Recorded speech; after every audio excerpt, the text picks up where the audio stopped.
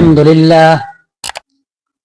لله رب العالمين، والعاقبة للمتقين، والصلاة والسلام على سيد الأنبياء والمرسلين وعلى آله وأصحابه أجمعين. أما بعد، أعوذ بالله من الشيطان الرجيم. بسم الله الرحمن الرحيم.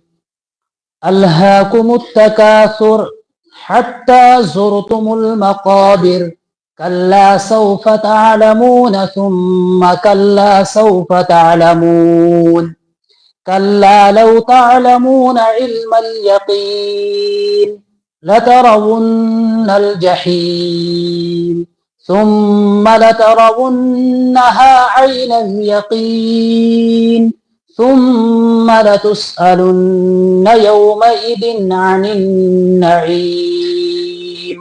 صدق الله العظيم.